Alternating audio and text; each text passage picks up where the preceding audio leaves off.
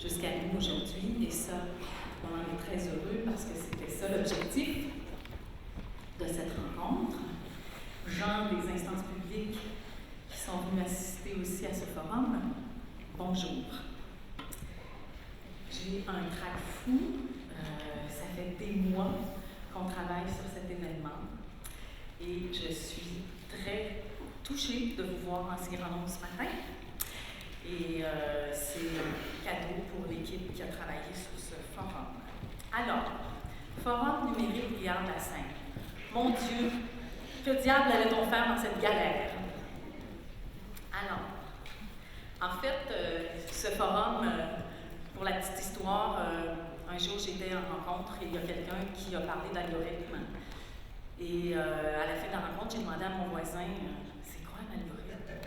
Puis il m'a dit, je ne sais pas. Et là, je me suis rendu compte qu'on avait une espèce de complexe du numérique, qu'on ne levait pas la main parce que, dans mon cas, on a peur d'avoir l'air vieux un peu. Et bon, on pense que tout le monde sait sauf nous.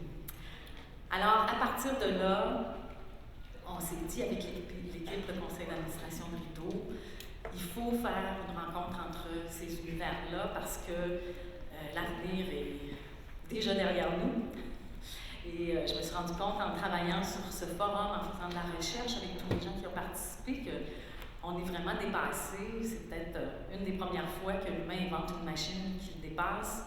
J'avais toujours en tête Hall de 2001, Odyssée de l'espace, pendant qu'on travaillait là-dessus. Alors, nous y voici, je serai brève, pour laisser la parole à une trentaine de conférenciers.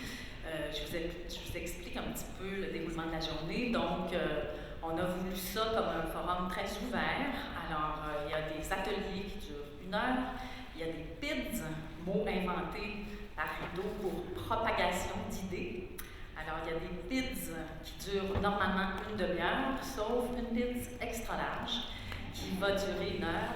Et c'est celle qui nous est présentée par notamment Clotilde Cardinal et Martin Tétu sur l'étude qui a été commandée par le ministère que s'apprête à faire ces gens-là. Ils vont vous en parler parce que c'est important, parce qu'ils vont avoir besoin de votre concours par la suite, de votre collaboration. Donc, voilà, et il y aura 3 plages plénières, donc celle de ce matin, où vous êtes, celle de ce midi, il y aura un lunch tout simplement, et en fin de journée, il y aura ici un panel où on a invité, avec le concours de diffuseurs, membres et collaborateurs de Québec, des gens du public, à venir nous dire comment eux, ils voient les choses. Donc, le numérique, comment ils utilisent le numérique dans leur relation avec les arts de la scène. Alors, je pense que ça va être intéressant parce que, somme toute, on est tous ici des gens qui travaillent pour ce public. Je pense que ça va être intéressant de les entendre. Alors, journée bien remplie. Je sais déjà que dans le bilan, on va lire c'était trop chargé puis c'était trop court. Mais bon, on a voulu surtout semer des pistes, en fait. Semer des pistes de réflexion, puis donner de l'information, mais surtout poser des questions auxquelles on pourra répondre année après année. Alors, je prends mon papier parce que je veux vraiment oublier personne. Ce forum a été rendu possible grâce au soutien du ministère de la Culture dans le cadre du plan culturel numérique du Québec. Le Québec a un plan culturel numérique, c'est merveilleux. Et quand on est allé voir le sous-ministre qui est en charge de ce dossier, il y a plusieurs mois, pour lui parler du projet, il nous a accueillis avec un grand enthousiasme qui a été le moteur de... Alors, merci à M. Jean Bissonnette. Donc, le plan culturel numérique, avec la collaboration et le soutien du Centre des congrès de Québec, du service de la culture de la Ville de Québec et aussi du service de développement économique de la Ville de Québec. Et bien sûr, toutes les instances qui soutiennent déjà la bourse Rideau. Je tiens à remercier le comité d'idéation qui on a donné le coup d'envoi. Donc, Ali Chénier, Jean-François Denis, Kathleen Grondin, Marie-Ève Guy, Priscilla Guy, Isabelle Pont, Mathieu Rochelot et Alexandre S. Provencher, qui sont venus s'asseoir dans le sous-sol à Rideau il y a plusieurs mois pour voir comment est-ce qu'on pourrait répondre aux attentes de notre milieu. Et donc, un merci tout particulier à M. Jean Bissonnette, Dany Gilbert, du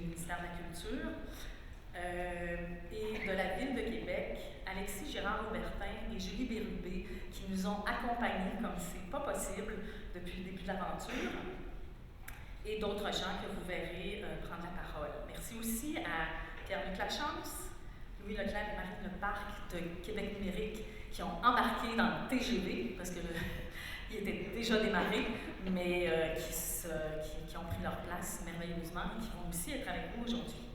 J'oublie sans doute des gens, je m'en excuse, mais je vous souhaite surtout une excellente journée qui commence avec Jean-Robert Bisaillon, qui se passe presque de présentation, mais qui est le plus habile pour parler de lui-même.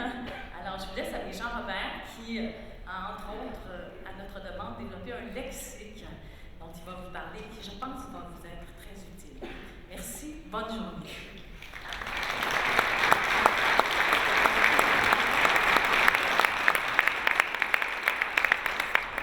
Bonjour tout le monde. J'ai quelque chose comme 45 minutes pour mettre la table. Ça va être assez difficile. Moi aussi, j'ai le trac, j'ai la chienne. Mais parce que le monde de la diffusion du spectacle vivant, honnêtement, n'était pas mon premier terrain, ma première zone de confort. J'ai quelqu'un plus de l'enregistrement sonore. Puis je vais d'ailleurs faire un petit peu de parallèle entre les deux. Puis je vais aller assez rapidement parce qu'on va se garder peut-être du temps pour des questions à la fin. Donc, étant donné que Colette a déjà pris 15 minutes, on va foncer tout de suite dans le vif du sujet. Est-ce que vous reconnaissez ce monsieur? Qui reconnaît ce monsieur?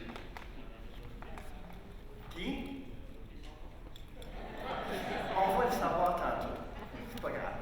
Il n'est pas, tu sais, je sais. Bon, c'est pas super sexy, j'avoue qu'on m'avait dit fais une présentation sexy parce qu'il faut que les gens comprennent quelque chose, puis qu'il y ait le goût après de faire le virage numérique. Donc je vous propose ça comme image pour faire le virage numérique. Donc, technologie numérique, découvrabilité et quoi encore? Depuis 2005, l'économie de l'industrie de l'enregistrement sonore s'est réduite de plus de 30%.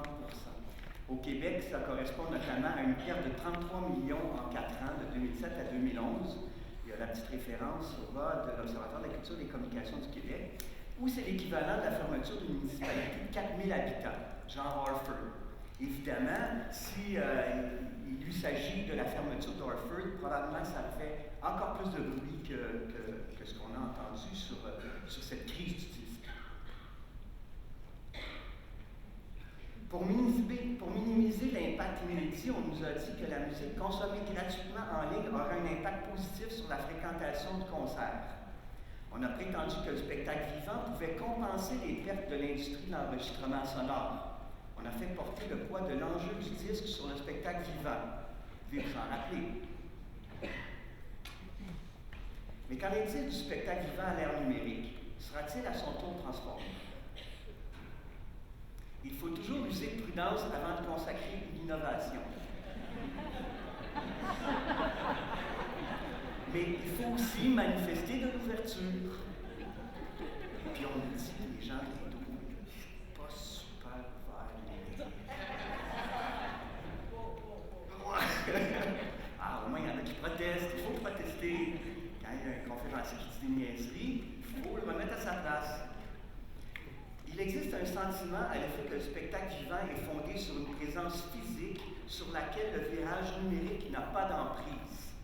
État des lieux du secteur art de la scène, Guy Bellavance, Guillaume Sirois, INRS, octobre 2015. Donc le fait qu'on a affaire à des comédiens sur scène et un public dans la salle fait qu'on n'est pas susceptible d'être affecté par le virage numérique. Les nouvelles façons de concevoir et d'assister au spectacle ne remplacent pas les modes établis. Elles s'y ajoutent, comme la radio n'a pas remplacé le spectacle, comme le disque ne l'a pas remplacé davantage. On connaît ça. C'est au courant de ça. C'est pas la première fois qu'on se le fait dire. On demeure malgré tout craintif par rapport au virage numérique, même si on sait qu'il ne remplacera pas ce qu'on a l'habitude de faire. Il faut se le redire. Les modes cohabitent et interagissent.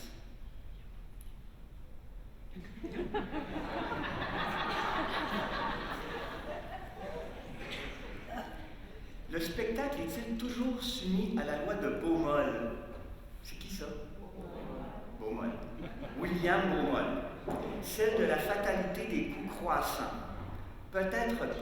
Baumol il avait travaillé en fait sur le spectacle à Broadway, puis avait échafaudé une théorie économique. Je ne suis pas économiste, mais si vous voulez en savoir davantage, vous allez lire.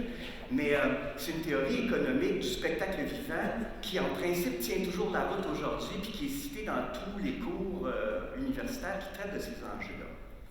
Les activités des artistes sur une scène sont le bien même de celui qui consomme. C'est un bien tangible, incompressible et rival. On ne peut pas remplacer l'artiste qui est sur scène. Il est là, puis si on veut un bon show, ben on en rajoute. Donc on rajoute des coûts. Si on veut faire un show encore meilleur, on fait rentrer un orchestre symphonique. Mais avec le numérique, le spectacle vivant est en voie de passer du secteur archaïque au secteur progressif. C'est les deux secteurs que décrit Baumol. À savoir que dans un cas, il n'y a pas d'économie d'échelle, il n'y a pas d'économie d'échelle possible, puis dans l'autre cas, il y a un accroissement de la productivité des travailleurs, des gens qui travaillent sur le show, puis il y a une forme d'économie d'échelle possible.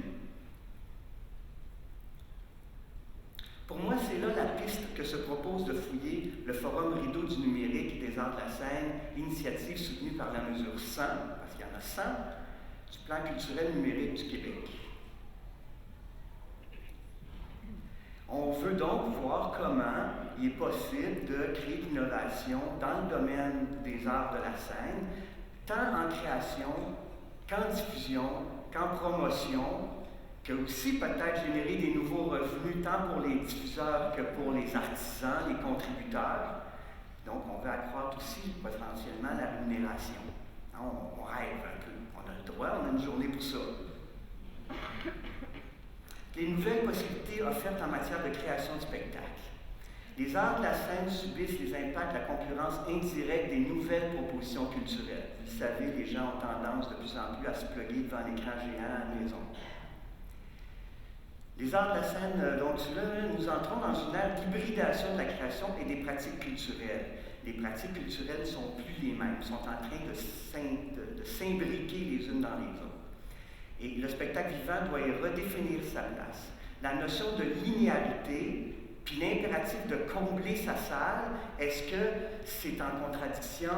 Comment on articule tout ça? Comment on rompt peut-être avec la linéarité, avec le fait qu'on arrive à 8 heures, on s'assoit, on regarde le show, il y a un entracte, on va au bar, on se rassoit, puis on repart à la fin. Est-ce que les jeunes, est-ce qu'on va désormais être satisfait d'un modèle de consommation du spectacle vivant basé strictement sur ce genre de linéarité? Peut-être pas. On aura donc ce matin dès 10 heures, entre autres, l'installation Saga, et on va parler d'objets connectés qui sont en fait des concepts qui peuvent nous amener à réfléchir sur cet aspect de la linéarité ou de la non-linéarité du spectacle. On va s'essayer de regarder une petite vidéo, mais malheureusement, des fois ça plante, mais c'est le fun d'une présentation technologique que la techno plante. C'est normal, ça nous réconforte. On fait genre, je suis pas pour rentrer ça dans ma salle, ça va se péter à la gueule. Mais vous connaissez peut-être ce truc-là. C'est même pas jeune, 2012, c'est il y a un siècle.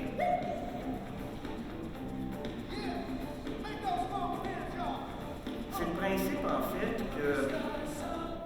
le principe en fait que les gens dans la salle peuvent télécharger une application sur leur téléphone cellulaire et que les éclairagistes peuvent donc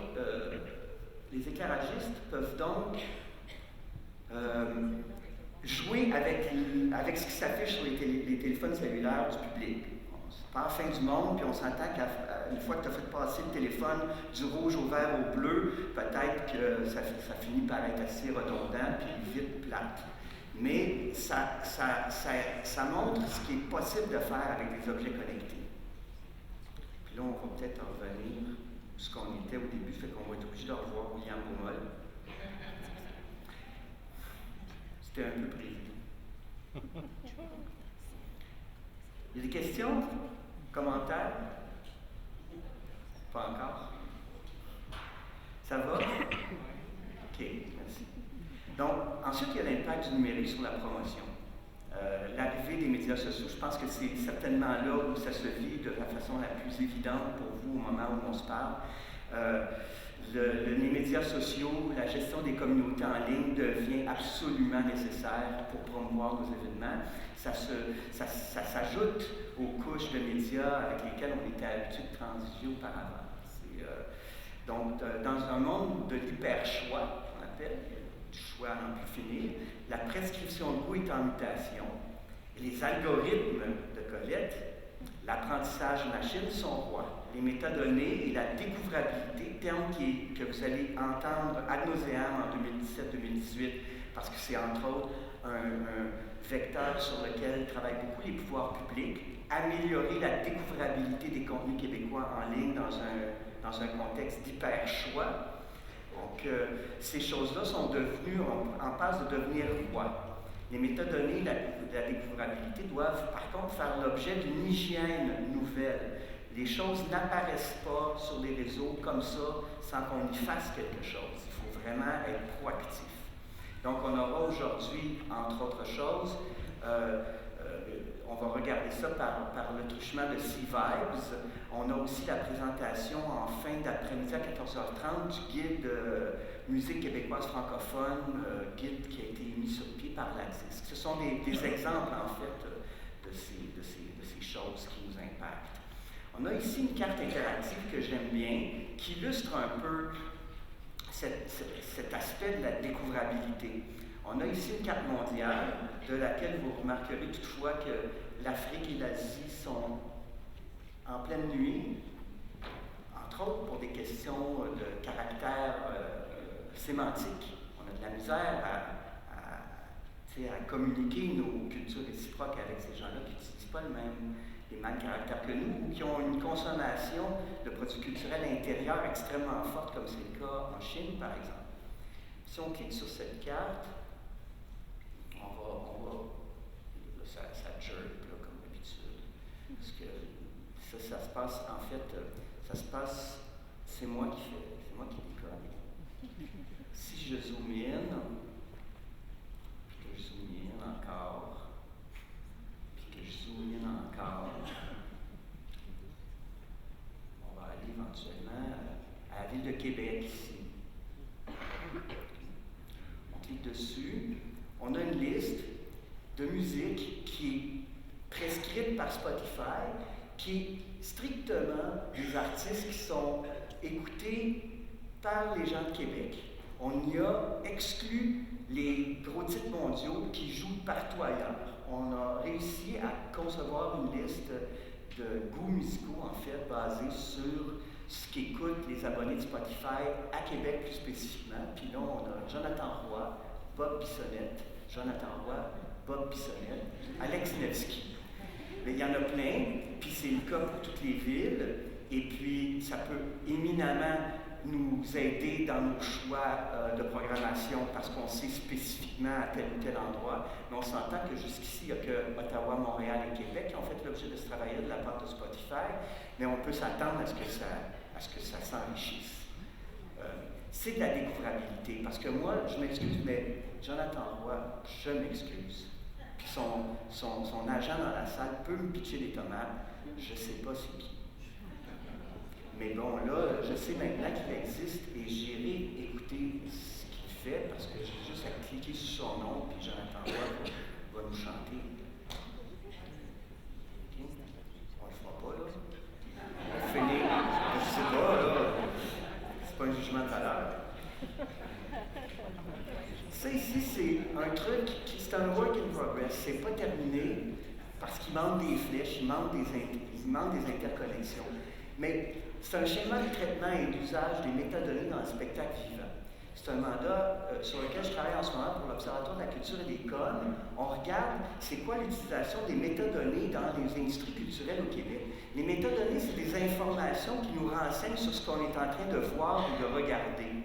Dans le cas du disque, par exemple, vous savez très bien que lorsqu'on écoute sur un flux en streaming, là, on n'a plus maintenant le lieu où ça a été enregistré, l'année où ça a été enregistré, l'année que ça a été enregistré, où les contributeurs, les crédits ont comme disparu. Et l'idée de la métadonnée, c'est de faire réapparaître ces crédits-là, puis pouvoir s'en servir pour influer la découvrabilité des contenus, pour influer sur l'intérêt à écouter tel ou tel artiste, parce qu'on sait qu'il y a de la harpe dedans, ou qu'il y a du marimba, qu'importe. On connaît mieux le genre musical, on sait où ça a été enregistré, on réenrichit les contenus.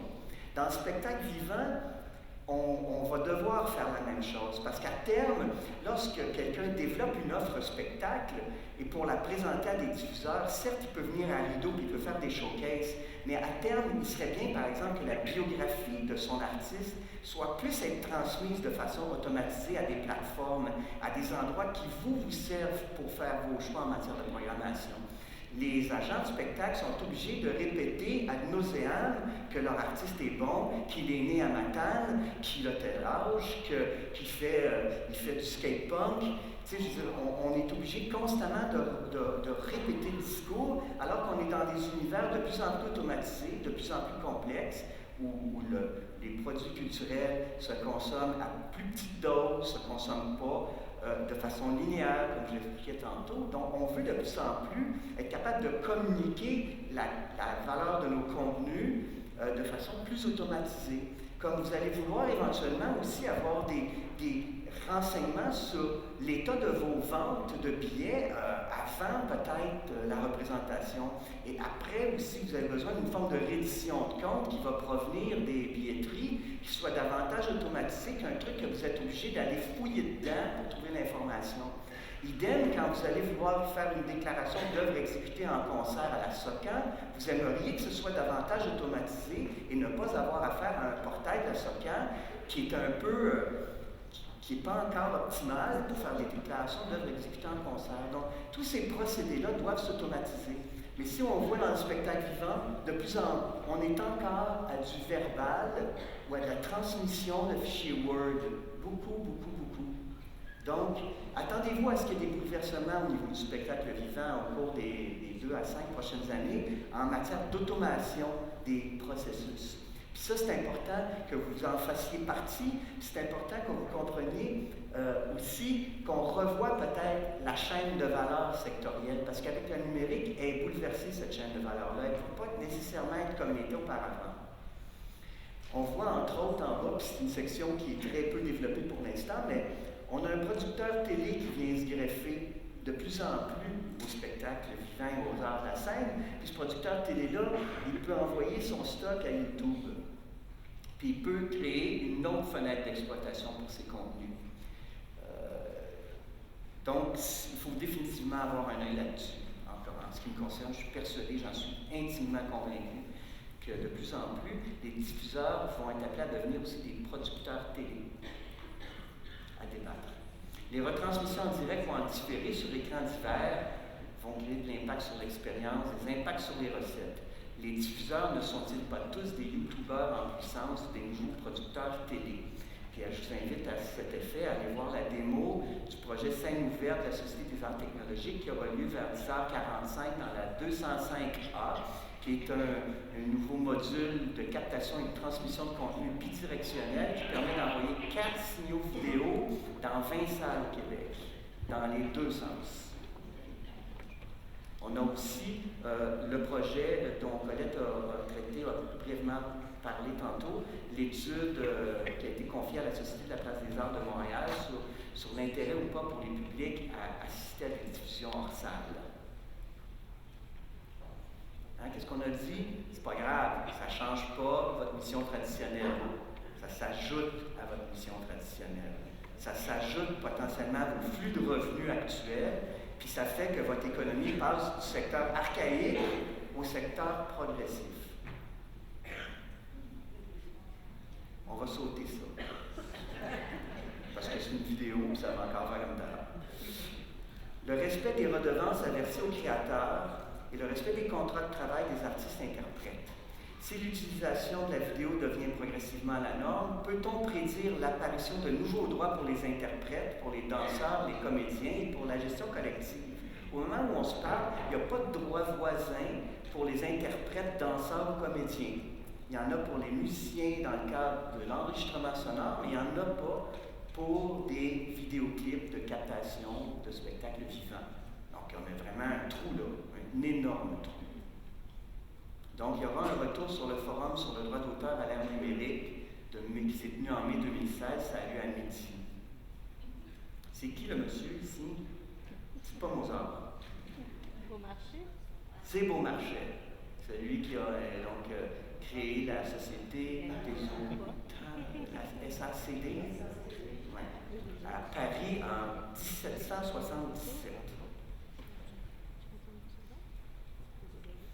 Puis, ben, ça m'amène à ce fameux lexique que j'ai fait pour Rideau. Puis, je m'attends éventuellement à ce qu'il ne fasse pas l'unanimité, parce que bien évidemment, ces définitions-là sont toujours en train de bouger. Et c'est même, j'en suis même rendu, mais je suis allé trop vite. Je suis allé trop vite. Il est juste 9h10. Qu'est-ce qu'on fait?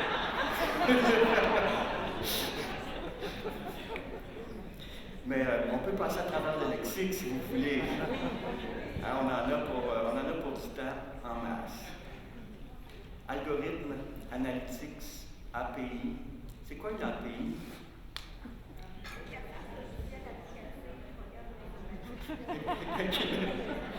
C'est quelque chose qu'on va voir de plus en plus. En fait, ça fait longtemps que c'est là, mais c'est après être vraiment utile.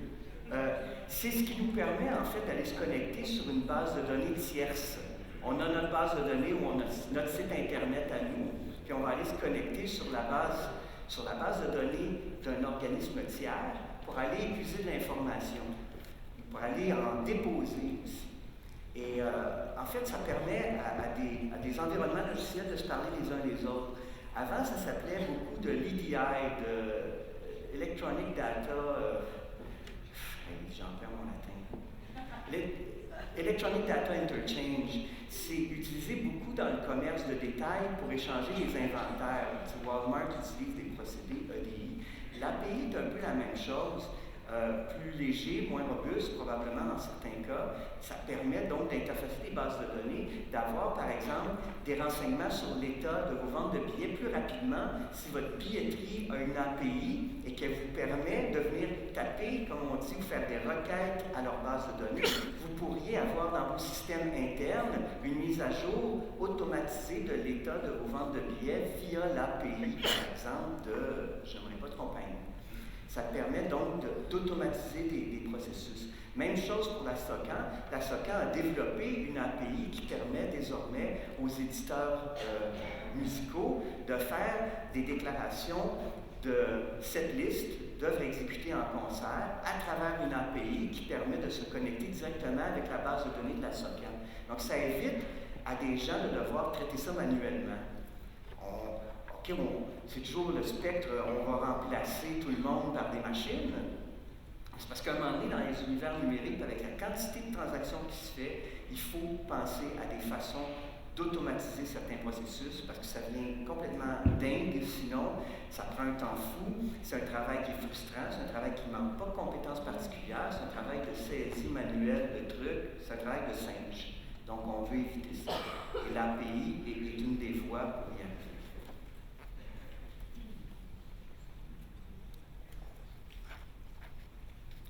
Le chaînage de blocs, ou le blockchain, je vous en parle, ça vous touche plus ou moins, mais c'est une technologie qui est de plus en plus appliquée dans tous les secteurs de l'économie, qui est encore extrêmement nouvelle, qui a pour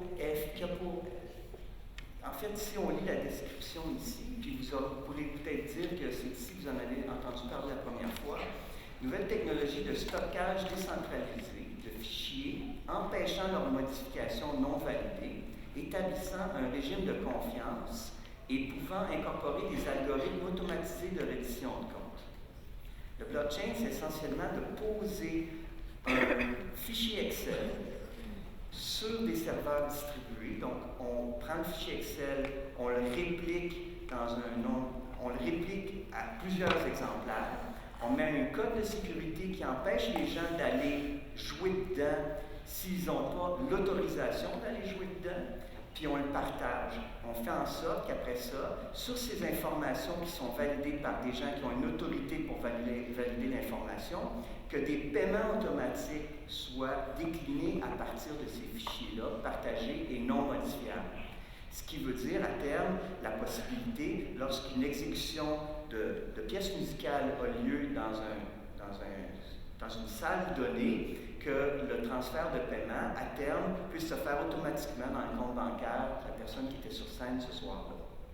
Donc, c'est des procédés, beaucoup de monétisation et de transfert de devises qui seraient automatisés et sécurisés de façon à accélérer les processus de paiement des cachets et des droits d'auteur. Donc, quelque chose d'extrêmement complexe, mais en ce moment, MIT à Boston, l'école de musique Berkeley, ICE aussi à Cambridge, IBM travaille là-dessus pour les secteurs culturels. Donc, c'est vraiment à mettre sur l'écran radar. Je ne dis pas que ça va être appliqué demain matin ici au Québec et dans nos secteurs, mais c'est quelque chose dont vous allez entendre parler abondamment. La PEM organise une journée sur le numérique. La PEM, qui est l'Association des professionnels de l'édition musicale, organise une journée le 28 février. Sera invité là un dénommé Benji Rogers, qui est l'instigateur du projet blockchain pour les musiques populaires. Si ça vous intéresse, vous pourrez en apprendre plus ce jour-là, à l'événement de la PEM. Oui? Pouvez-vous expliquer algorithme, s'il vous plaît? Algorithme. Je pose la question. Ben oui, mais un algorithme, en fait, c'est encore une autre méthode d'automation. La définition, ce sont mes définitions en passant, mais je ne m'en rappelle plus. C'est pour ça que j'ai un ordinateur. Suite d'instructions permettant d'obtenir un résultat utilisé par les logiciels de recommandation. C'est essentiellement une formule mathématique, en vertu de laquelle on dit si ceci n'égale pas cela, ou si ceci est plus petit ou égal à cela, discrimine ces résultats, place-moi ça dans un buffer, puis on applique cette formule mathématique à des contenus. On va utiliser des algorithmes, entre autres, pour analyser des mégadonnées, du big data. L'algorithme, essentiellement, ce sont donc des formules mathématiques qui vont être utilisées après ça pour inférer des résultats, pour arriver à sortir du sens d'une masse d'informations complexes. C'est beaucoup utilisé pour les moteurs de recommandation musicaux. Donc, si vous avez aimé tel artiste, vous allez forcément aimer tel autre artiste parce que tous les gens qui ont aimé le premier artiste, ça s'adonne qu'ils écoutent aussi le second, mais pas vous. Par conséquent, on va vous le proposer parce que ça semble correspondre à votre profil de goût. C'est beaucoup aussi utilisé pour le profilage de goût. Hal, notre ami de l'Illinois ici, l'espace. Est-ce que ça répond? Ça va dessus? Je ne vois pas. Oui, mais c'est un thème large. On entend souvent. Absolument. Sur Facebook, on essaie par exemple de faire du marketing sur Facebook pour annoncer des concerts. On dit, c'est de plus en plus difficile parce que les algorithmes ont changé. Bon, c'est un peu du chinois quand on entend ça, mais c'est quoi les conséquences dans notre vie de tous les jours sur les moteurs de recherche, par exemple Google, Facebook? De quelle façon ça se transcrit? C'est une très bonne question. On parle souvent des black box. La notion de black box, là, ça correspond tout à fait aux GAFA aussi, Google, Apple, Facebook, Amazon. C'est des compagnies qui ne nous dévoilent pas tout ce qu'ils font, bien évidemment. C'est pour ça qu'on ne connaît pas les algorithmes à la base des processus de discrimination de l'information qui est utilisée par Facebook ou Google Search, par exemple. Et il faut établir le plus possible des dialogues avec ces entreprises-là pour comprendre comment ça fonctionne et les questionner sur comment ça fonctionne, parce que ça a une incidence sur notre qualité de vie, ça a une incidence sur ce qu'on est amené à pouvoir lire ou pas. Maintenant, est-ce qu'ils vont nous dévoiler le contenu de la black box? Peut-être dans certains cas, s'il y a un intérêt mutuel à travailler, à peut-être améliorer les algorithmes. Moi, je prétends, par exemple, que dans le cas de Spotify, qui fait beaucoup de listes de prescription de goût musical, que s'ils savaient qu'un tel artiste est québécois, ça leur faciliterait la vie lorsqu'ils créent des listes de lecture pour des auditeurs québécois. Peut-être pas, mais il faudrait s'asseoir avec eux puis en discuter. Puis sont, dans certains cas, prêts à le faire. Dans d'autres cas, ils ne seront pas prêts à le faire.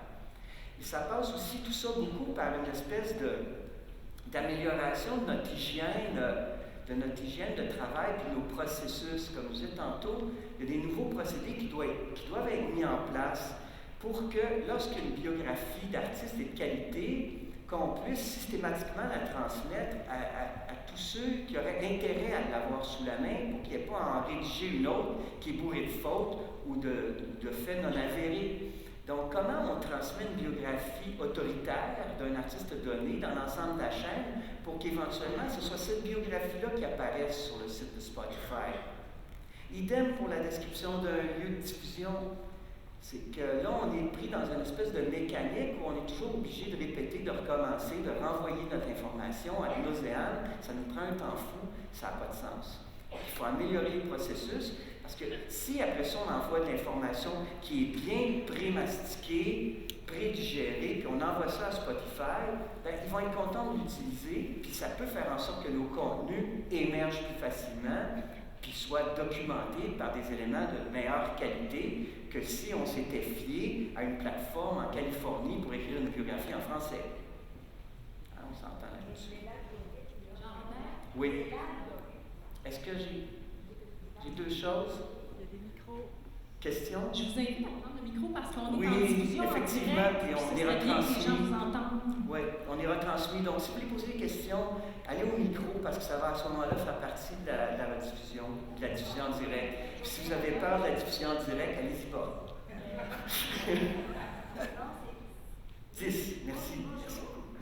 Oui. Non, l'algorithme. Oui. Juste pour que je comprenne bien, dans le fond, c'est quand tu interviens sur une interface, tu choisis quelque chose, puis la compagnie a mis, si on veut, un logiciel, un procédé pour prendre d'où vient l'information, donc qui je suis, entre guillemets, pour me réenvoyer éventuellement quelque chose qui ferait mon affaire.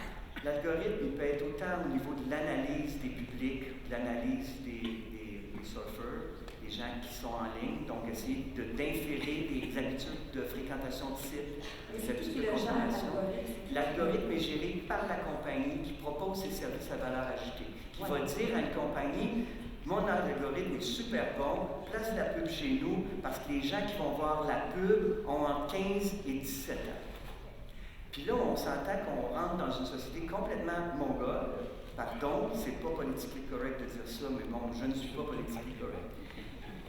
Il faut donc savoir que ces mécaniques-là sont à l'œuvre, puis il faut, comme société, puis acteurs culturels, il faut travailler à mieux les comprendre, puis à la rigueur, à interagir avec les entreprises qui utilisent les algorithmes pour essayer d'influer sur le développement de leurs algorithmes. La problématique d'identification d'un artiste québécois sur les plateformes globalisées en est une qui a été repérée par le gouvernement du Québec. Comment s'assure-t-on que les produits québécois, les propositions culturelles québécoises apparaissent lorsqu'on fait une recherche dans Google Search, par exemple? Parce que pour l'instant, il y a très peu de standards. Ça, c'est un autre terme, puis je finirai peut-être avec celui-là. On aime ou pas les normes et les standards, mais il faut éventuellement, pour se parler, pour se comprendre, il faut parler la même langue. Et pour que les machines comprennent ce qu'on veut leur dire, il faut un peu apprendre aux machines à parler notre langue, et il faut pour ça s'entendre sur une certaine sémantique qui est commune. Si moi j'appelle ma salle une salle, puis l'autre appelle ça un lieu, puis l'autre appelle ça un diffuseur, puis il y en a même un qui appelle ça un producteur, hein? On a un problème. Donc, il faut s'aligner aussi sur des normes. Je dis ici, Internet fonctionne grâce à de nombreuses normes techniques permettant l'accès aux serveurs web. Donc, les protocoles IP, vous avez des adresses IP liées à vos machines, les protocoles FTP pour transmettre l'information, HTTP pour récupérer de l'information sur le web. Décodage des fichiers, ce sont des normes aussi. Un MP3, un JPEG, ce sont des formats normés. Sinon, les machines ne peuvent pas le lire, le JPEG. Ils fichent. Oui. Donc, les normes et les standards on doit se préoccuper des normes et des standards. La sémantique, quand on se parle entre nous, on doit utiliser de plus en plus des dictionnaires ou des lexiques contrôlés quand on se parle entre acteurs d'une industrie donnée. Il faut appeler un chat, parce que sinon, on peut se planter. Monsieur, je pense que ce sera la dernière ou l'avant-dernière question. Ici. On a un petit peu de temps? OK. En fait, j'aimerais juste vous entendre parler encore davantage de l'hygiène, vous en parler un peu avec les normes, avec la sémantique. Ce sera un fardeau. Frédéric Julien de Capacor. J'aurais dû demander. Donc, l'hygiène, c'est un fardeau partagé entre toutes les parties prenantes du spectacle. Vous avez donné l'exemple dans le domaine de la musique avec des biographies autoritatives. Quelle part de ce fardeau-là pourrait revenir aux diffuseurs de spectacles et à ses autres proches collaborateurs, billetterie et autres?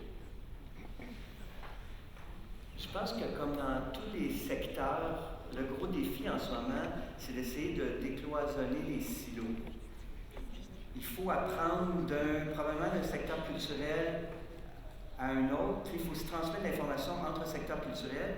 S'il y a déjà des acquis dans le livre électronique ou dans la musique enregistrée, il faut que les gens du spectacle vivant s'informent sur ces acquis et essaient, lorsque possible, d'utiliser les normes et standards qui ont déjà été définis dans d'autres secteurs culturels. Ce serait une première chose.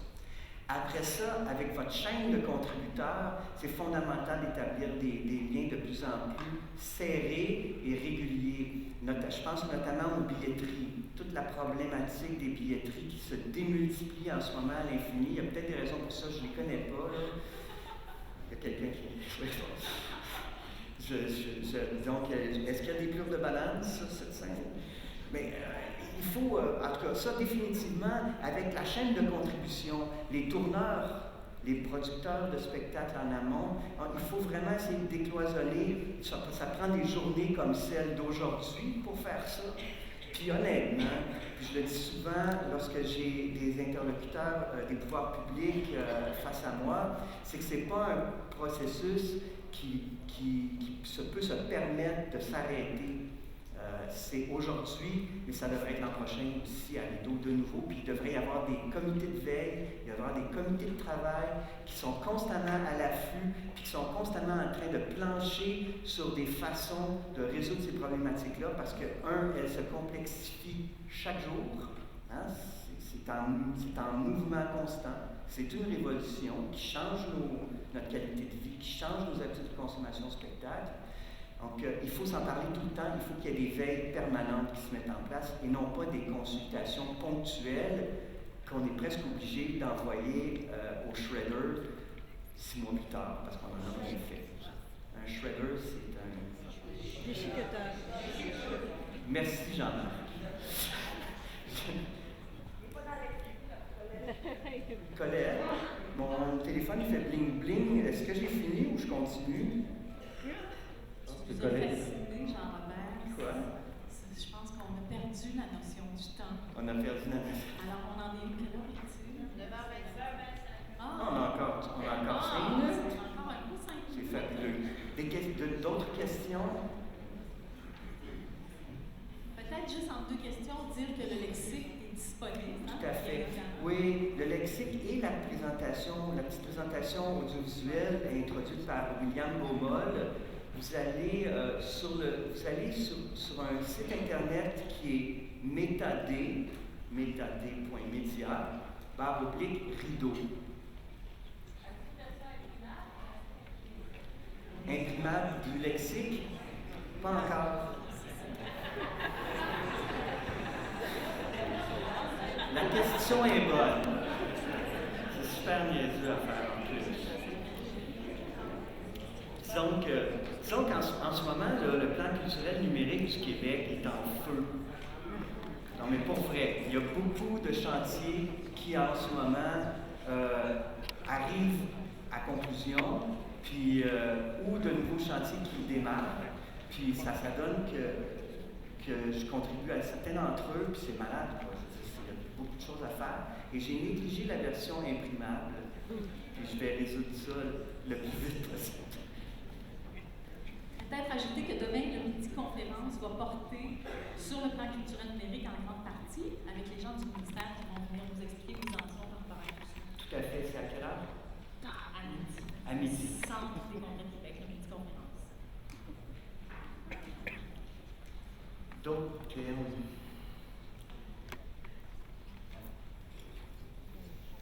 écoutez, vous lirez puis vous m'enverrez des petits mails si vous voulez des précisions, si vous n'êtes pas d'accord avec les définitions. Mais ce sont des termes pour la plupart qui sont là depuis longtemps et qui vont rester. La notion d'interopérabilité, entre autres, de permettre aux machines de se parler. La loi de Baumol, on l'a vu. La longue traîne, la fameuse longue traîne de Chris Anderson, l'idée que le web et puis les réseaux numériques pouvaient à terme nous permettre de favoriser la découverte de produits niches, la découverte d'artistes qui n'étaient pas strictement des blockbusters. Je pense que là-dessus, moi, c'était une promesse qui, personnellement, m'emballait beaucoup, de dire que le web nous permettrait d'aller puiser notre information. Pas être constamment là comme un récepteur à qui on pousse la publicité de l'information, mais qu'on avait la capacité d'aller puiser de l'information. Est-ce que c'est encore vrai? Est-ce que les publics ont le réflexe de faire des recherches en ligne ou est-ce que les publics ne sont pas en voie de devenir captifs d'applications mobiles qui font juste une petite affaire, qui font par exemple tweeter 140 caractères, point à la ligne, bien que c'est loin d'être l'application la moins puissante qui soit, Twitter. C'est extrêmement fort, c'est extrêmement utile d'ailleurs pour les diffuseurs de spectacles si vous utilisez les mots-clics de façon habile. Ça se fait plus de nos jours, tweeter sans utiliser des mots-clics, des hashtags, ou envoyer des photos sur Instagram sans utiliser des mots-clics. Si vous appreniez juste ça aujourd'hui, parce que vous ne le saviez pas, puis je ne sais pas, je ne peux pas présumer qui est au courant ou pas de l'importance de ça, mais si vous n'utilisez pas de mots-clics, c'est très difficile de créer des communautés d'affinité autour de vos propositions de contenu. Mais si au contraire, vous utilisez systématiquement, je ne sais pas moi, chanson, lorsque vous présentez de la chanson, ben peut-être que ça va vous permettre d'attirer les gens qui s'intéressent à la chanson. Parce que moi, en tout cas, j'utilise tous les jours les mots-clics pour me faciliter la recherche en ligne. Maintenant, est-ce que nos publics sont habitués à faire de la recherche en ligne? Je pense que c'est fondamental dans cet univers interactif des nouvelles technologies de l'information. Puis c'est peut-être à tous la responsabilité de s'assurer aussi que nos publics sont intelligents puis utilisent les outils qu'on met à leur disposition pour découvrir les contenus qu'on a à leur proposer. Donc, on a certainement à se questionner sur le rôle proactif qu'on a à jouer comme acteur culturel dans l'utilisation de ces technologies-là. Ce n'est pas des trucs qui nous sont enfoncés dans la gorge puis qu'on doit prendre tel quel. Il faut absolument intervenir. Puis il faut intervenir sur nos pouvoirs publics aussi pour nous assurer qu'on est présent sur les tables décisionnelles, sur les tables de définition des normes et standards mondiales. Le Québec, sinon, je veux dire, on n'aura pas vécu pire crise si on ne s'assure pas d'être présent sur l'échiquier mondial que proposent les plateformes technologiques de nos jours. Puis ça, vous n'avez pas le choix, vous n'y échapperez pas. Je veux dire, les gens font leur recherche en vue de sortir, bien souvent à travers YouTube ou à travers Google Search. Si les artistes placent des capsules audiovisuelles intéressantes sur YouTube, c'est clair que ça peut générer de l'achalandage dans vos salles. Il n'y a pas photo, comme disent les Français. Merci beaucoup. Puis,